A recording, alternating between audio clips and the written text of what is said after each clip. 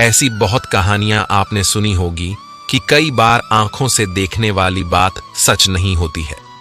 इसीलिए भरोसा करने में कभी भी जल्दबाजी मत करना। बदलाव ब्रह्मांड का सबसे बड़ा सच है।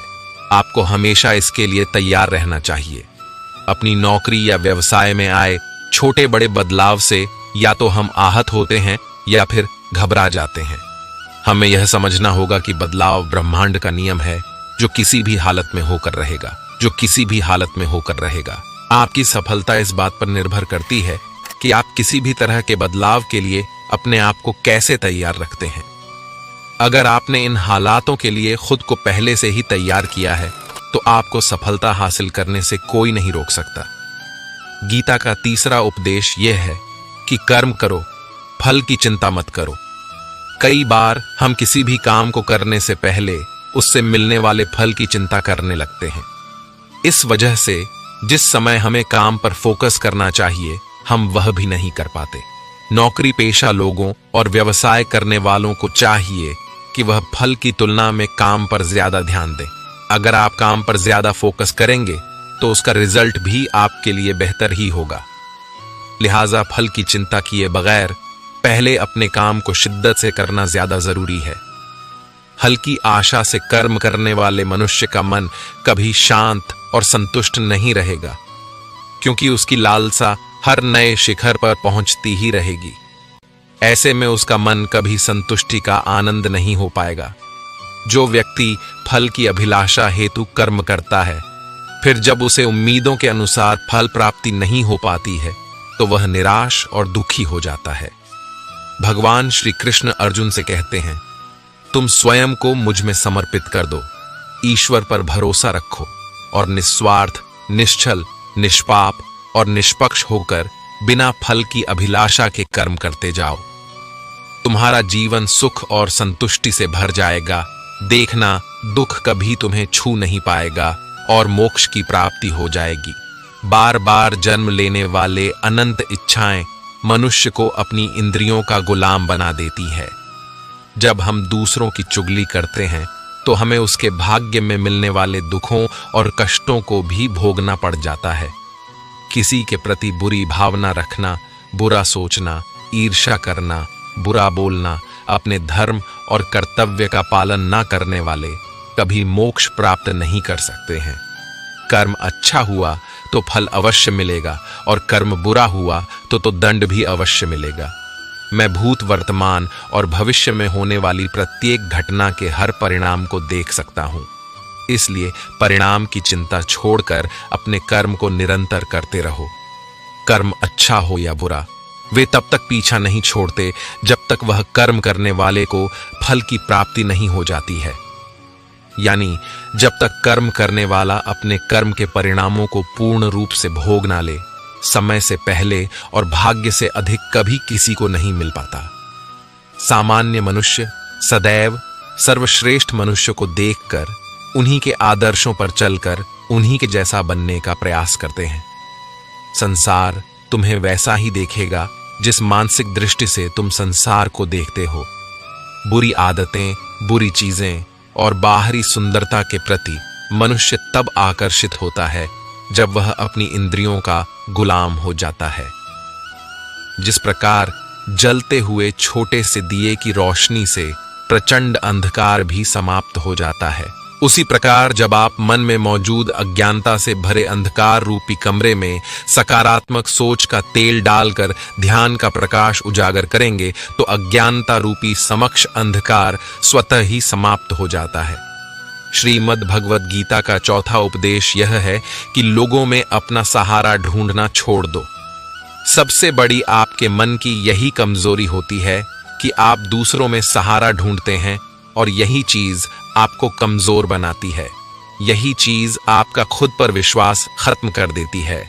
जो लोग सोचते हैं ना कि यह तो मेरा सहारा है, यह तो मुश्किल वक्त में मुझे काम आएगा, वही लोग मुश्किल वक्त में सबसे ज्यादा दुखी और अकेले पड़ जाते हैं। आप सिर्फ ईश्वर को अपना सहारा बनाओ। देखना, जब भी कोई मुश्किल आएगी ना, वह किसी ना किसी को आपकी मदद के लिए भेज देंगे। दुनिया को सहारा मत बनाओ। जो खुद अपने लिए सहारा ढूंढ रहे हो, वह आपका सहारा कैसे बनेंगे? तो अपना सहारा दुनिया को नहीं, ईश्वर को बनाना चाहिए। गीता की 5वीं शिक्षा यह है, लालच और गुस्सा ये दोनों मुसीबत हैं। अक्सर अपने कार्य क्षेत्र या व्यवसाय में आपके सामने ऐसे कई मौके आए होंगे जब आपके अंदर लालच या गुस्सा आया होगा। गीता के अनुसार जिस किसी ने इन दोनों चीजों पर नियंत्रण पा लिया, उसे सफल होने से कोई नहीं रोक सकता। लिहाजा आपको चाहिए कि आप अपने कार्य क्षेत्र में इन दोनों चीजों से बचें। अधिक लालच जहां आपका बड़ा नुकसान करा सकता है, वहीं जरूरत से ज्यादा गुस्सा आपको किसी बड़ी मुसीबत में डाल सकता है। क्रोध मनुष्य का सर्वनाश कर देता है। क्रोधी इंसान का कोई मित्र ही नहीं होता। हर इंसान उससे दूर भागता है। उसके सारे रिश्ते समाप्त हो जाते हैं। जो इंसान अपने क्रोध को नहीं संभाल सकता, वह जिंदगी में कुछ भी संभाल नहीं सकता। श्रीमद् भगवद गीता का 6ठा उपदेश यह है, ईश्वर पर भरोसा रखकर दिल से उन्हें याद करोगे तो वह अवश्य किसी न किसी रूप में आकर आपकी मदद जरूर करेंगे। ईश्वर आपकी सुनता है या नहीं, यह आपकी श्रद्धा, विश्वास और आस्था पर निर्भर करता है। किसी का भला करके कभी एहसान ना जताए, अन्यथा वह कर्म शून्य के समान हो जाता है और मिलने वाला यश बेकार हो जाता है। यह सोच करके कभी अभिमान नहीं करना चाहिए कि हमने तो कितने लोगों या जीवों की मदद की है, क्योंकि करने वाला तो स्वयं ईश्वर होते हैं। आप तो मात्र एक जरिया हैं। क्रोध करना व्यर्थ है। यदि क्रोध में आकर आप प्रतिक्रिया दे रहे हैं, तो इसका अर्थ है आपको ईश्वर के बनाए कानून यानी कि कर्म पर भरोसा ही नहीं है। मन में शंकाओं को कभी जन्म ना दो। यह शंकाएं मन में गलत फहमियां के पहाड़ बना देती हैं, जिससे जीवन का सुख चैन छीन जाता है। यदि कोई आपके साथ बुरा करता है, तो कर्म और समय उसका हिसाब खुद ही कर देगा। उपकार के बजाय परोपकार करें और चिंता की बजाय चिंतन करें। मन को सदैव नियंत्रित करके चले, अन्यथा यह मन आपका सबसे बड़ा शत्रु बनकर आपसे बुरे कर्म करवा सकता है। ज्ञान सदैव बुद्धि से उत्तम व श्रेष्ठ होना चाहिए।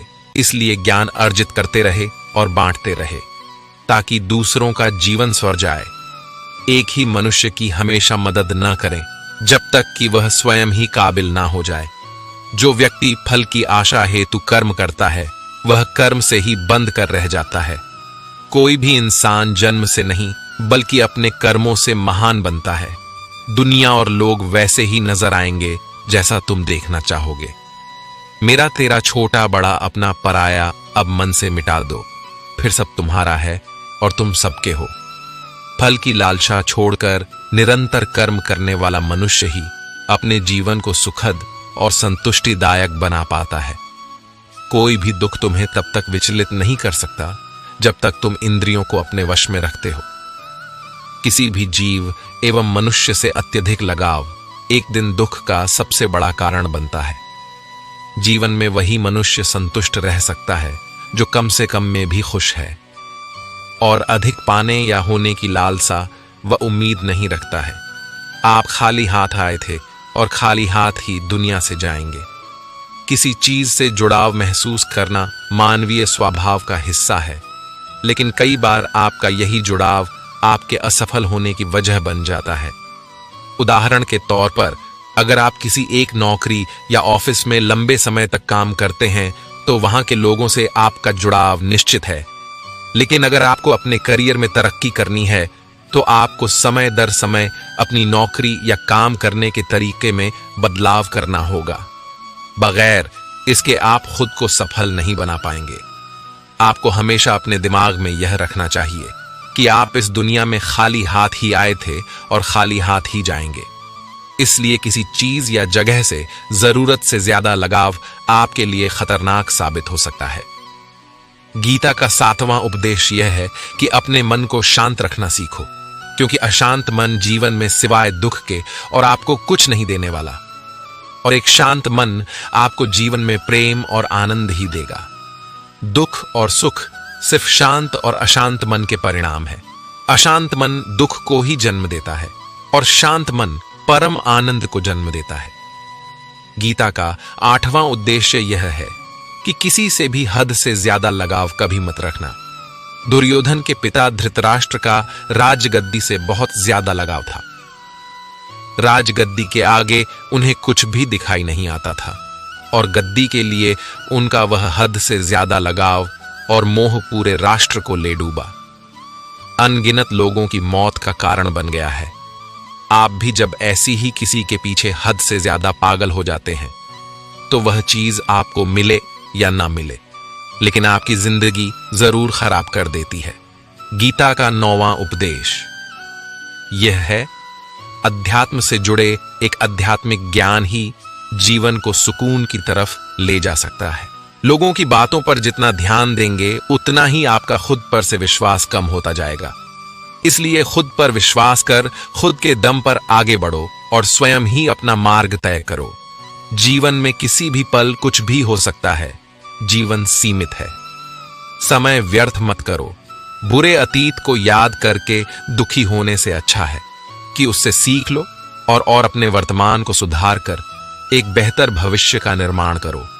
किस बात को लेकर परेशान हो, कर्म करें और ईश्वर पर भरोसा करें।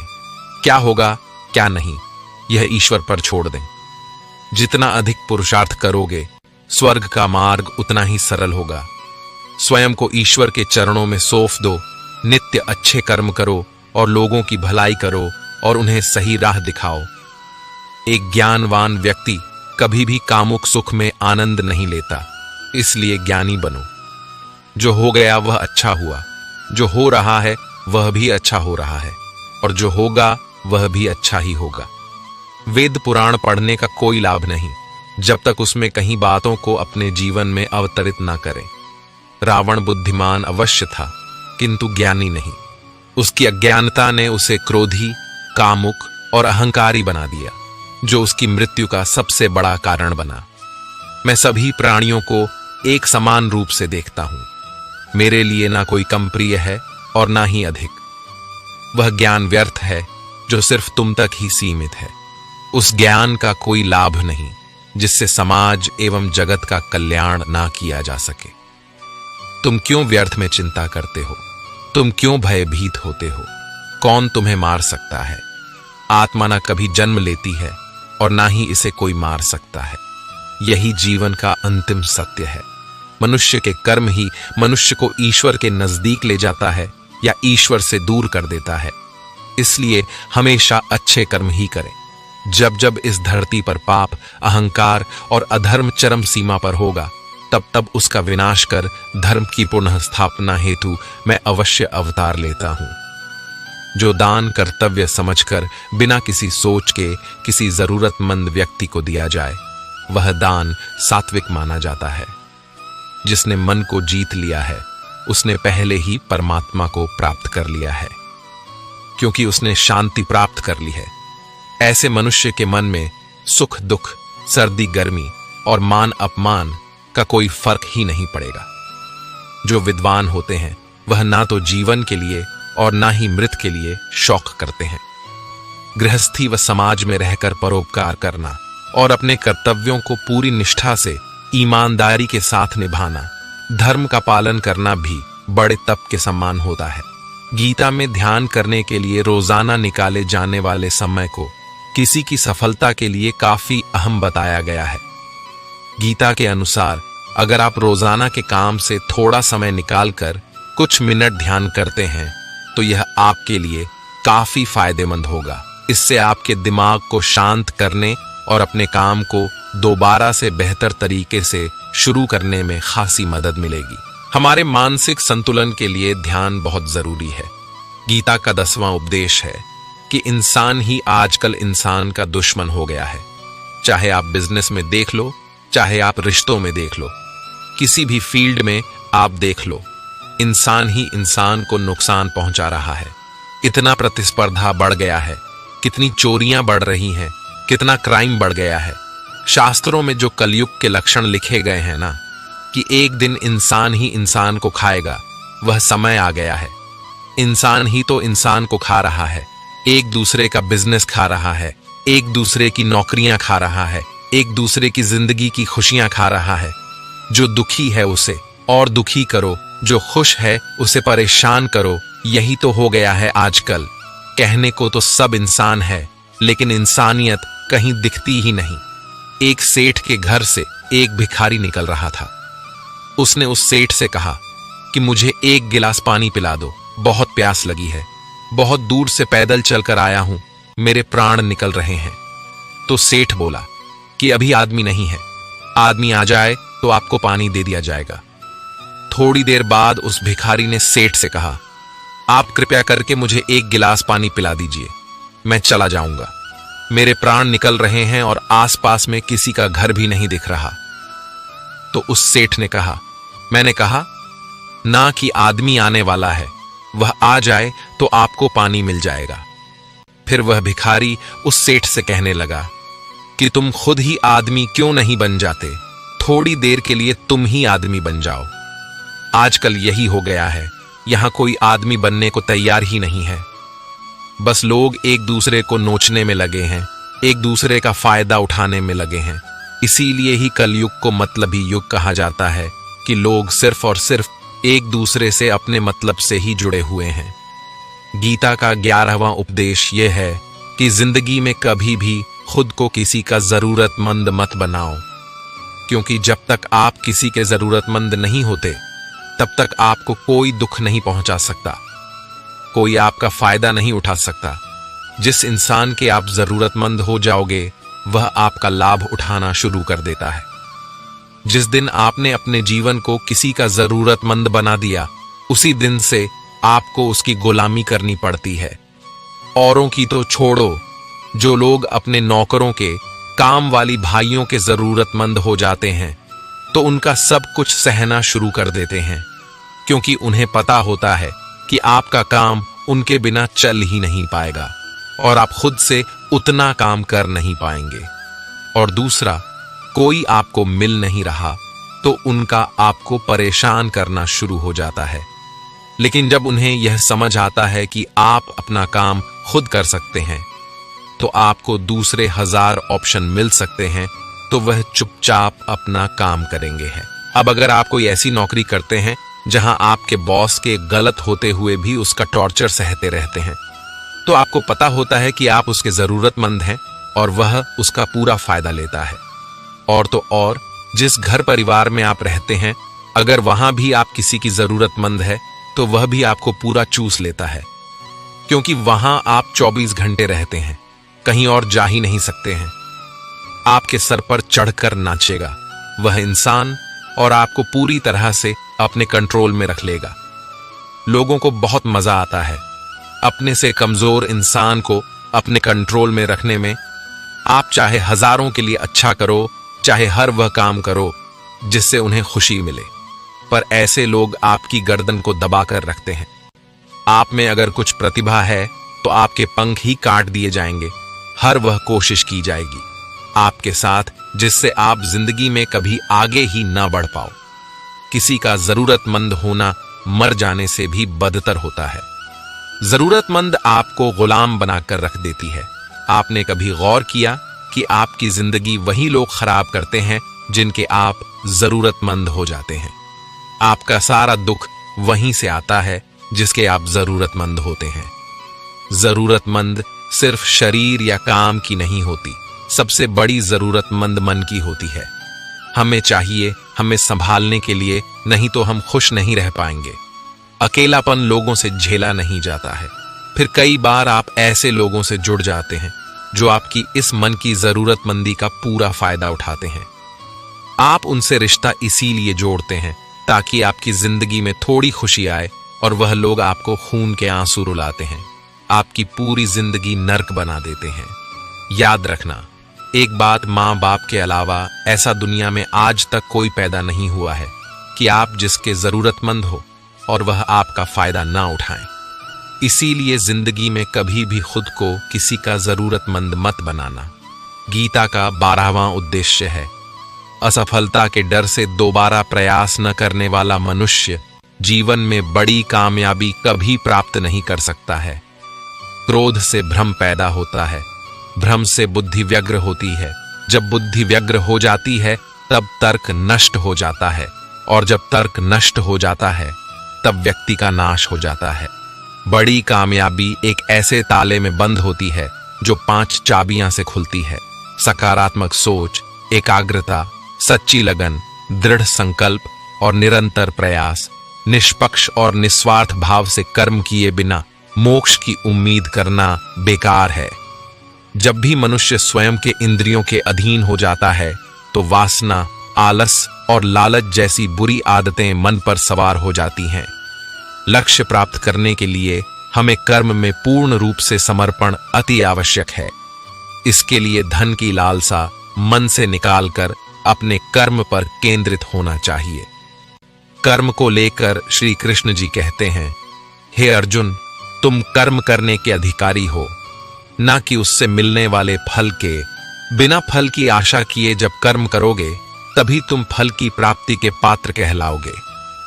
क्रोध सोचने की ताकत को हर लेता है, जिस वजह से सही फैसला ले पाना कठिन हो जाता है। यदि आप कर्म फल प्राप्ति की लालसा हेतु कर रहे हैं तो कर्म कभी आपकी उम्मीदों के अनुसार प्राप्त नहीं होगा। बुरे कर्म से पीछा छुड़ाने का सबसे बेहतर तरीका है मन में अच्छे विचारों को आने दो और सकारात्मकता से सोचो। मनुष्य का मन परिवर्तनशील है। हमारे सोचने का तरीका और आदतें वैसे ही बनेंगी जिस तरह से लोग और माहौल में हम अधिक समय बिता रहे होंगे। मनुष्य जीवन में वही करता है जो भी वह देखता है, सुनता है, समझता है। जो व्यक्ति किसी अच्छे कर्म को करते हुए उसे ही अपना सौभाग्य और पुरस्कार मानता है तो ऐसे व्यक्ति को कर्म फल उम्मीदों से कहीं अधिक मिल जाता है।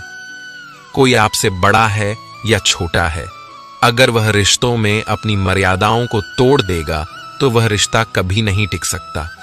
रिश्ता सिर्फ तभी चलता है जब दो लोग एक दूसरे की इज्जत करते हैं और कभी अपनी लिमिट क्रॉस नहीं करते हैं।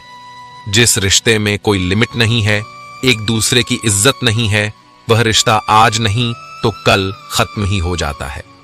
गीता का 14वां उपदेश यह है कि जो इंसान आपको बार बार चोट पहुंचाए उसे कभी माफ नहीं करना चाहिए। युधिष्ठिर ने दुर्योधन को बार बार माफ किया और उसका परिणाम यह हुआ कि उन्हें अपनी जिंदगी में बहुत बड़े दुखों का सामना करना पड़ा।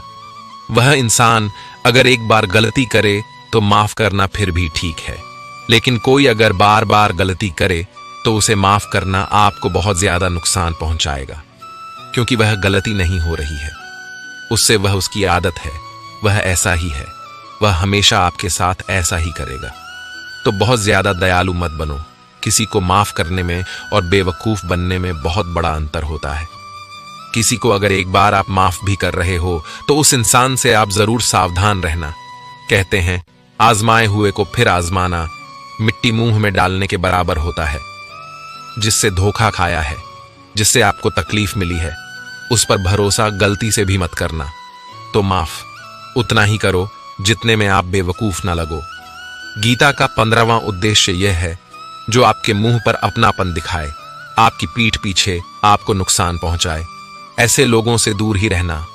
चाणक्य ने कहा है कि ऐसे लोग उस घड़े की तरह होते हैं जिसके मुंह में तो अमृत लगा है, लेकिन जिसके भीतर जहर भरा हुआ होता है। आप जिसे अमृत समझकर पी जाते हैं, वास्तविकता में वह जहर ही होता है। तो ऐसे लोगों को जहर की तरह छोड़ देना चाहिए, जो अपनेपन का दिखावा करें और पीछे से हमेशा आपको नुकसान पहुंचाए। गीता का 16वां उपदेश यह है कि अपनी खुशी और अपना दुख हर किसी के आगे जाहिर नहीं करना चाहिए, क्योंकि लोग आपकी खुशी पर नजर लगा देते हैं और आपके दुख में आपकी हंसी उड़ाने लगते हैं। आपकी खुशी से कोई खुश नहीं होता, लोगों को जलन होती है। हर आंसू आंख में लाया ना करो, हर जख्म सबको दिखाया ना करो। यहां लोग हाथ में नमक लिए फिरते हैं, इसलिए अपना हर दर्द सबको दिखाया ना करो। लोग तो बैठे ही हैं दुखी इंसान को और दुखी करने, और जो खुश है उसको तकलीफ पहुंचाने के लिए। अपनी मन की हालत अपने तक ही रखो, सिर्फ उसे बताओ जिसे उसे समझने की समझ हो। गीता का 17वां उपदेश यह है कि जीवन में कई बार नया शुरू करने के लिए पुराने को पूरी तरह से मिटाना पड़ता है। श्री कृष्ण से कुंती ने पूछा था कि हे कृष्ण, क्यों तुमने इतना बड़ा महायुद्ध करवा दिया? तो श्री कृष्ण ने बोले कि अधर्म बहुत बढ़ गया था और इस अधर्म का पूरी तरह से नाश करने के लिए, एक नए युग को लाने के लिए पुराने का सर्वनाश करना बहुत जरूरी होता है। जब कोई महल पूरी तरह से पुरानी हो जाती है तो उसे पूरी तरह से तोड़कर फिर से नवनिर्माण होता है। ऐसे ही आपके जीवन में भी आपको कुछ नया करना है तो पुराने को पूरी तरह से मिटाना होगा। गीता का 18वां उपदेश यह है कि जब भी जिंदगी में खुद को अकेला महसूस करो तब इस सच्चाई को ठीक से समझ लेना कि आप दुनिया में अकेले ही आए थे और अकेले ही जाओगे। वास्तविकता में यहां कोई आपका अपना नहीं है। एक दिन तो जो माँ बाप हमें जन्म देते हैं वह भी हमें अकेला छोड़कर चले जाते हैं, तो औरों से तो उम्मीद ही क्या करना। यदि कोई आपका साथ छोड़ दे तो याद रखना कि वह ईश्वर सदा आपके साथ है, वह आपका साथ कभी नहीं छोड़ता। गीता में श्री कृष्ण ने अर्जुन से कहा कि चाहे कोई मनुष्य मुझे माने या ना माने, लेकिन मैं इंसान का साथ कभी नहीं छोड़ता, क्योंकि यह सब मेरी ही संतानें हैं। इंसान को ईश्वर का ही अंश कहा गया है, इसलिए मनुष्य को ईश्वर की संतान कहा जाता है। इसीलिए आपको अकेलेपन से कभी दुखी नहीं होना चाहिए, कभी डरना नहीं चाहिए, बल्कि किसी गलत इंसान के साथ रहने से डरना चाहिए। एक कहावत है कि something is better than nothing, यानी कुछ होना कुछ नहीं होने से कुछ गुना बेहतर है। लेकिन एक और कहावत है, nothing is better than nonsense, लोगों के साथ रहने से अच्छा है आप अकेले ही रहो। इसीलिए गीता का यह उपदेश हर इंसान के लिए बहुत जरूरी है जो खुद को अकेला समझकर दुखी हो जाते हैं। इसीलिए अकेलेपन से डरना, दुखी होना छोड़ दो, क्योंकि यहां कोई किसी का नहीं होता। गीता का 19वां उपदेश यह है कि जब कोई आपके साथ धोखा या छल करे तो उसको कोसना या दुखी होना छोड़ दो, बल्कि उससे शिक्षा लो कि लोग असलियत में वैसे नहीं होते जैसा आप उन्हें समझ लेते हैं। यहां पर लोग अपने मुंह पर मुखौटा लगाकर घूमते हैं। यहां हर इंसान खुद को अच्छा दिखाने की कोशिश करता है, अच्छा बनने की कोशिश कोई नहीं करता है। आप किसी के साथ थोड़ा गलत व्यवहार करके तो देखो, उसका असली रंग सामने आ जाएगा। या फिर जब आपकी जिंदगी में कुछ मुश्किल वक्त आएगा तो भी आपको उसका असली रंग देखने को मिल जाएगा।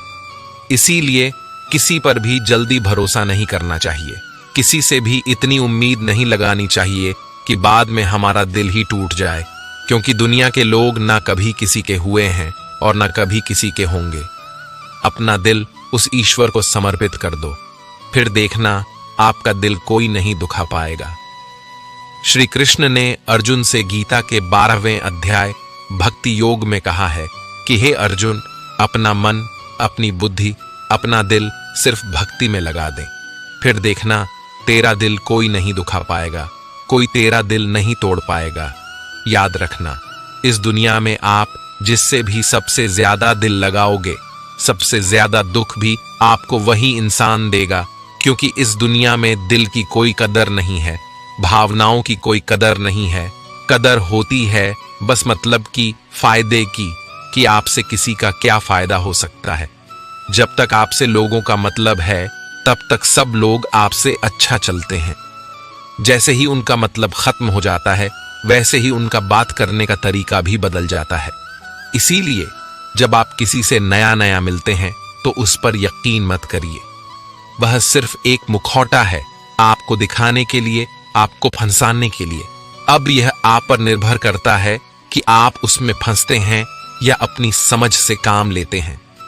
गीता का 20वां उपदेश यह है कि कभी भी अपने धन, अपने पद और अपने बल का अभिमान नहीं करना चाहिए। दुर्योधन को बहुत अभिमान था कि मेरे पास भीष्म पितामह जैसे, द्रोणाचार्य और कर्ण जैसे योद्धा बैठे हैं, तो इन पांडवों को तो मैं यूं ही मसल कर रख दूंगा। उसे अपने धन का अभिमान था, अपने पद और शक्ति का अभिमान था, लेकिन वह अभिमान एक दिन उसके सर्वनाश का कारण बना। जो लोग अपने पैसे के अहंकार में या शक्ति के अहंकार में दूसरों को नीचा दिखाते हैं, दूसरों को चोट पहुंचाते हैं, एक दिन उनकी वही गलती उनका सर्वनाश कर देती है। इसलिए जीवन में आप चाहे कितने भी सफल हो जाएं, कितने भी बड़े इंसान हो जाएं, लेकिन उसका अभिमान दूसरों को कभी मत दिखाना। गीता का 21वां उपदेश यह है, श्री कृष्ण अर्जुन से कहते हैं कि हे अर्जुन, मृत्यु जीवन का अटल सत्य है जिसे कुछ समय के लिए टाला जा सकता है, और यह शरीर तो किराए के घर की भांति है जहां हम कुछ समय के मेहमान हैं। शरीर नश्वर है किंतु आत्मा अमर है। जो होना है उसे कोई टाल नहीं सकता, और जो होना ही नहीं है उसके बारे में शोक व चिंता करके स्वयं की परेशानियां बढ़ाने के ही समान है। जो भी जन्म लेता है उसकी मृत्यु निश्चित है, और मरने वाले का जन्म भी निश्चित है। इसलिए जो अटल है उसके विषय में तुम्हें शौक नहीं करना चाहिए। सच्चाई से कभी दूर नहीं भागा जा सकता है, इसलिए सत्य को स्वीकार कर लेने में ही हमारी समझदारी है। झूठ को जानबूझकर सत्य मानकर जीना ही बहुत बड़ी गलतफहमी कहलाती है। स्वयं की व्यक्तिगत सोच गलतफहमियां को भी जन्म दे सकती है, इसलिए स्वयं की व्यक्तिगत सोच को दूसरों पर कभी नहीं थोपना चाहिए। वासना, क्रोध और लालच, यह नरक के 3 द्वार होते हैं। बिना मोक्ष के जन्म मरण के चक्र से छुटकारा नहीं पाया जा सकता। जिस प्रकार अग्नि सोने को परख है, उसी प्रकार संकट वीर पुरुषों को परखता है। मनुष्य का सबसे बड़ा और सबसे पहला शत्रु या मित्र उसका मन नहीं होता है। एक और हद से अधिक इच्छाएं जीवन का सुकून छीन लेती हैं।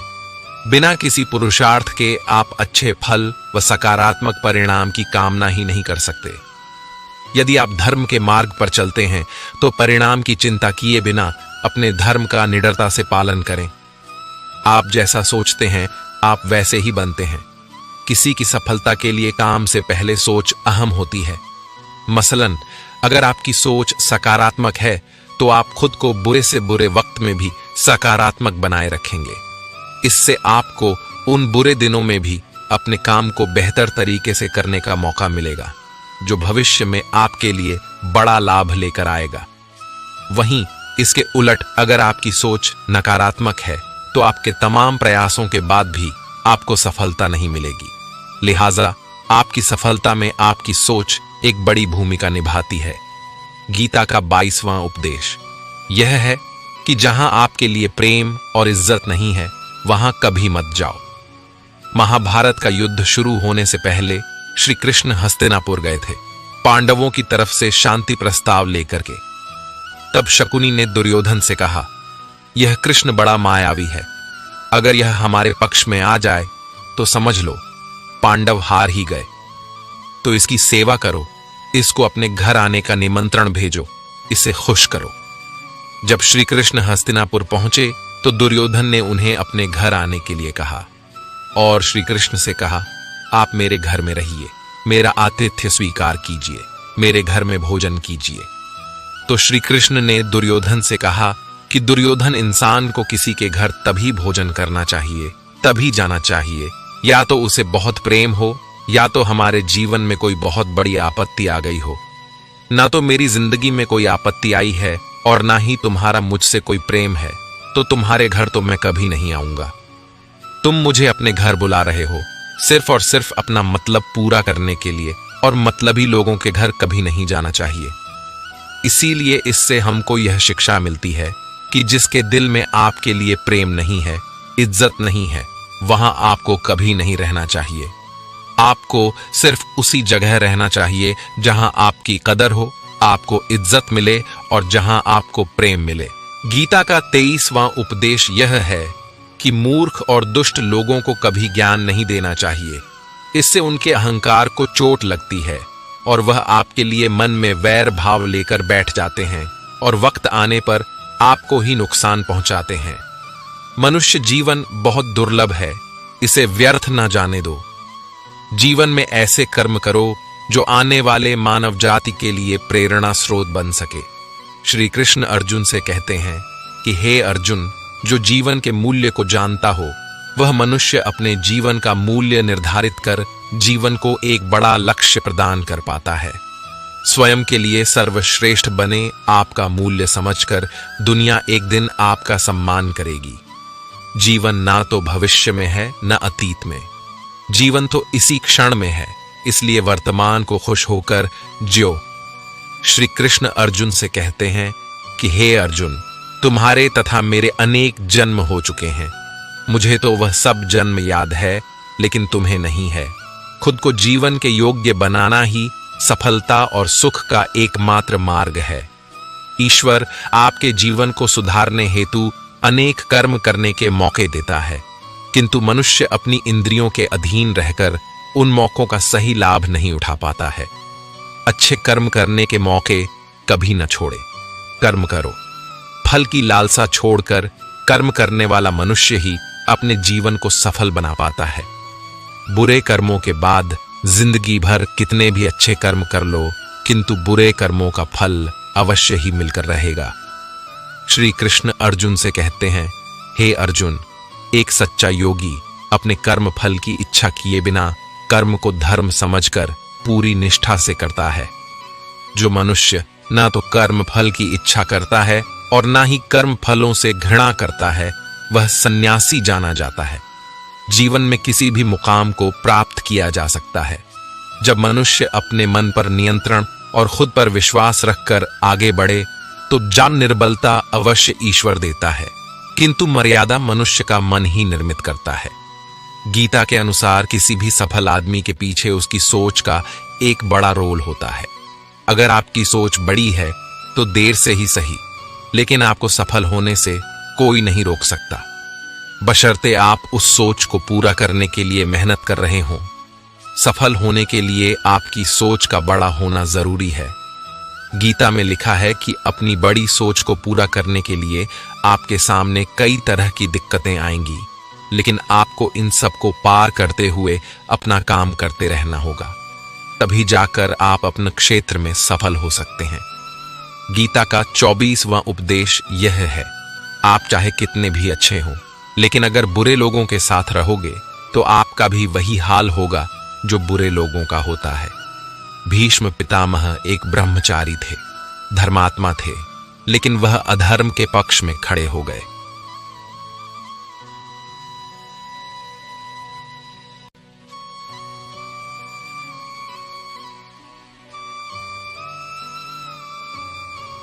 द्रोणाचार्य भी एक ब्राह्मण थे, लेकिन वह अधर्म के पक्ष में खड़े हो गए, तो अंत में उनका वही हाल हुआ जो एक अधर्मी इंसान का होता है। उनको मृत्यु के समय भयानक पीड़ा का सामना करना पड़ा। इसीलिए गलत संग में कभी नहीं रहना चाहिए, क्योंकि कई बार आपको उनके संग में रहने की वजह से उनके ही कर्मों की सजा मिलने लगती है। फिर आपको समझ नहीं आता कि मैंने तो कुछ किया भी नहीं, मैं तो खाली उनके साथ रहता हूं, मुझे दुख क्यों मिला।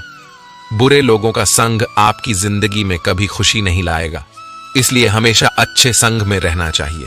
गीता का 25वां उपदेश यह है कि जो दूसरों के साथ छल करता, उसका अंत बहुत बुरा होता है।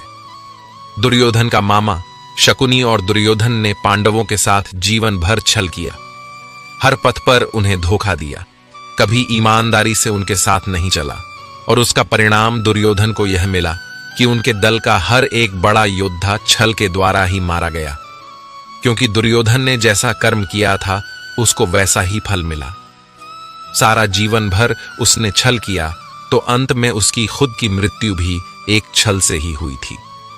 इसीलिए कोई अगर खुद को बहुत ज्यादा चालाक समझता है कि दूसरे को धोखा दे दिया, दूसरे को बेवकूफ बना दिया, एक दिन कोई आएगा उसकी जिंदगी में भी तो उसको ही धोखा देगा।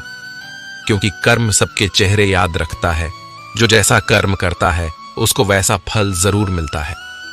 गीता का 26वां उपदेश यह है, डर को हराने और उस पर जीत पाने से ही मिलेगी सफलता। किसी भी क्षेत्र में सफल और असफल छात्रों के बीच का फर्क काम करने के तरीके से होता है। अगर आप किसी भी काम को करते हुए डरते हैं तो आप किसी भी हालत में सफल नहीं हो सकते।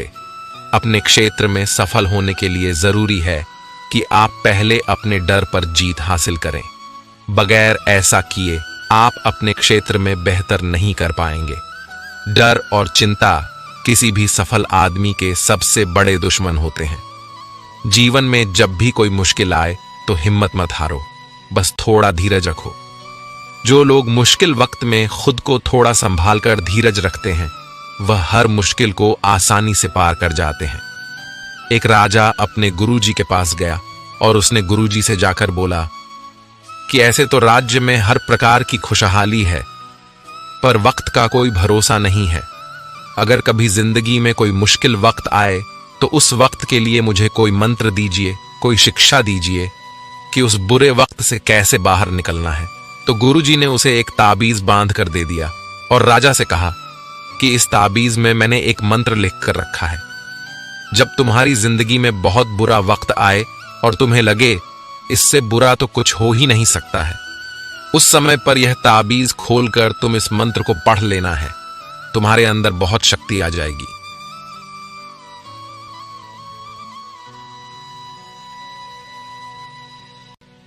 और एक दिन ऐसा हुआ भी कि उस राजा के राज्य में किसी दूसरे राजा ने आक्रमण कर दिया और इस राजा की ऐसी स्थिति हुई कि उसे अपना राज्य छोड़कर अपने कुछ लोगों के साथ भागना पड़ा। उस समय पर राजा बहुत दुखी था और विचार करने लगा कि गुरुजी ने मुझे तावीज दिया था कि जब जिंदगी में बहुत बुरा वक्त आए तब उसे खोलकर पढ़ना और इसके अंदर जो मंत्र लिखा हुआ है वह मेरे अंदर शक्ति भर देगा। राजा ने विचार किया कि इससे बुरा वक्त और क्या हो सकता है।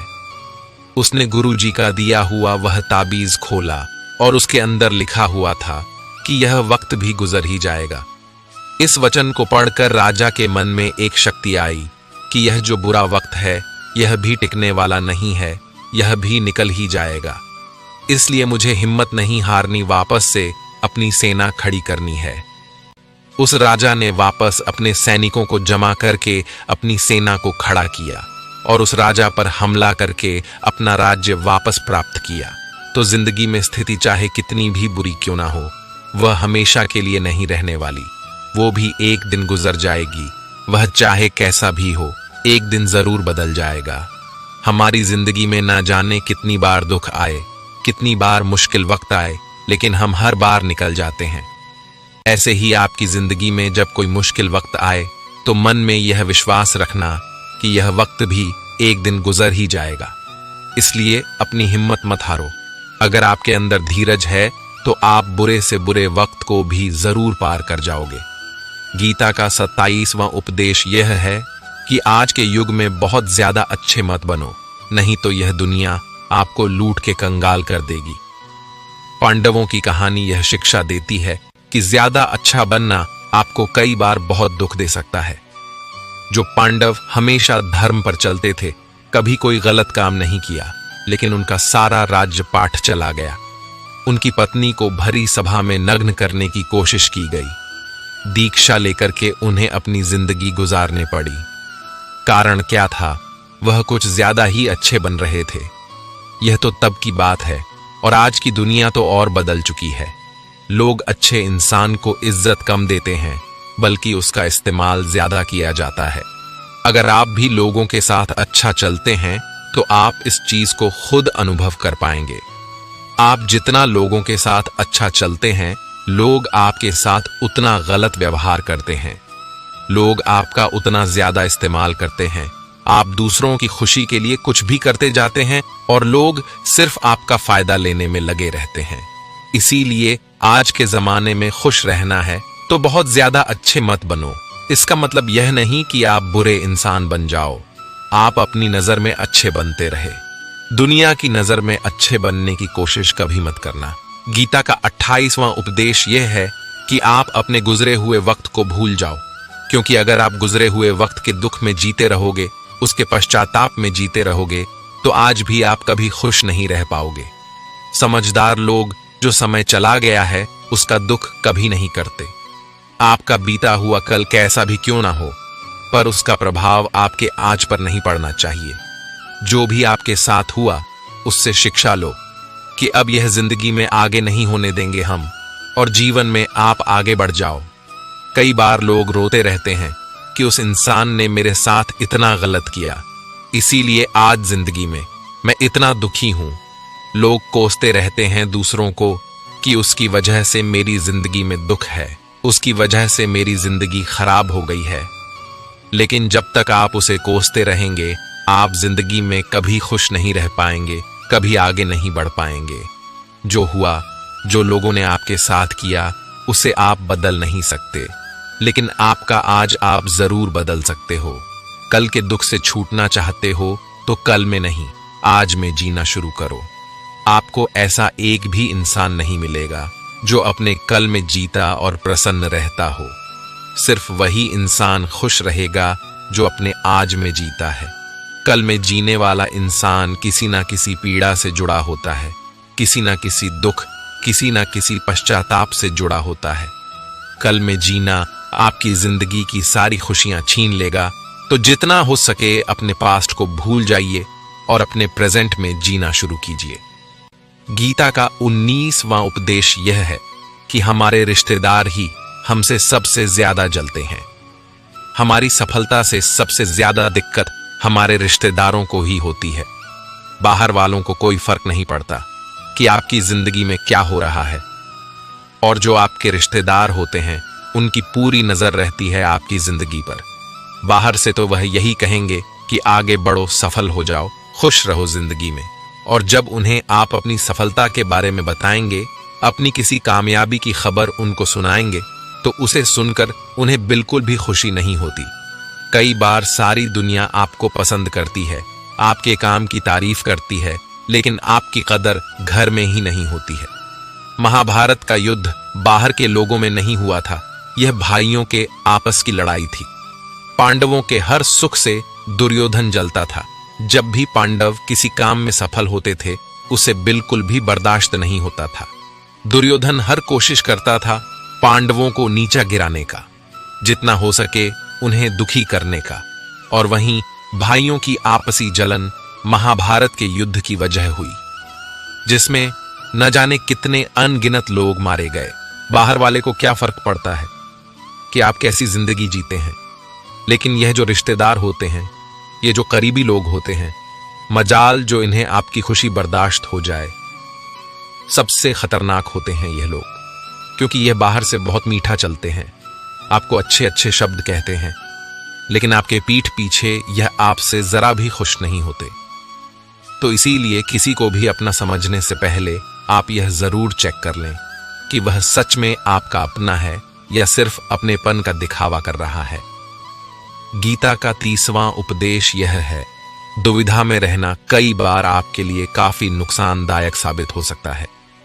गीता के अनुसार आपके दिमाग में अगर किसी काम को लेकर दुविधा है, तो उस काम को कभी नहीं करना चाहिए। अगर आप ऐसा करते हैं तो उस काम में आपको सफलता मिलने की संभावना काफी कम हो जाती है। ऐसे में किसी भी काम को कभी दुविधा में रहकर शुरू नहीं करना चाहिए, इससे आपके सफल होने की संभावना कम हो जाती है। डर धारण करने से भविष्य के दुख का निवारण नहीं होता है। डर से चिंताएं तो बढ़ती हैं, जो मन का सुख चैन सभी छीन लेती है। किसका डर है तुम्हें? कौन तुम्हें मार सकता है? तुम शरीर नहीं हो, शरीर तो तुम्हारा मात्र एक साधन है। अपने कर्मों को सिद्ध करने का तुम एक आत्मा हो जो कि अमर है। तुम युगों से अनेकों शरीर धारण करते आए हो, अब मानव शरीर तुम्हें प्राप्त हुआ। अपने कर्म को सिद्ध करके जीवन का मात्र उद्देश्य परोपकार करना है, जरूरतमंद की निस्वार्थ मदद करना है। जो व्यक्ति निरंतर और अविचल भाव से भगवान के रूप में मेरा स्मरण करता है, वह मुझको अवश्य ही पा लेता है। कोई व्यक्ति मेरे अस्तित्व को नकारे, उससे मुझे कोई फर्क नहीं पड़ता है। बस वह मनुष्य दिल का साफ और कर्मकाल में एक ईमानदार और भला मनुष्य होना चाहिए। श्रद्धा भाव का भूखा हूं। अगर कोई प्रेम और भक्ति के साथ मुझे पत्र, फूल, फल या जल प्रदान करता है, तो मैं उसे स्वीकार करता हूं, अन्यथा 5 भोग भी मेरे लिए तुच्छ है। निस्वार्थ भाव से किसी की मदद करना, सेवा समझकर दान पुण्य करना, निष्पक्ष होकर निर्णय करना, कर्म करना, यह तमाम कर्म मेरी भक्ति करने के समान ही है। ऐसे मनुष्य मुझे अति प्रिय होते हैं। प्रेम उसी से करो जो आपके प्रेम के लायक हो, जिसे आपके प्रेम की कदर नहीं। उससे जितना दूर हो उतना अच्छा होता है। आजकल लोग कहते हैं कि सबसे ज्यादा पीड़ा प्रेम देता है। लोगों ने प्रेम जैसी पवित्र चीज को गंदा कर दिया है। सबसे ज्यादा लोग एक दूसरे को प्रेम और भरोसे के नाम पर ही लूटते हैं। अगर आपको किसी से प्रेम नहीं है तो वह आपकी भावनाओं को चोट पहुंचा ही नहीं सकता।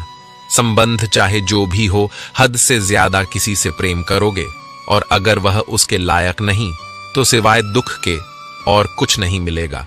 वास्तविकता में प्रेम पीड़ा नहीं देता, बल्कि ऐसे इंसान से प्रेम करना पीड़ा देता है जिसे आपके प्रेम की कद्र नहीं है। तो प्रेम सिर्फ उसी इंसान से करो जिसे आपके प्रेम की कद्र हो।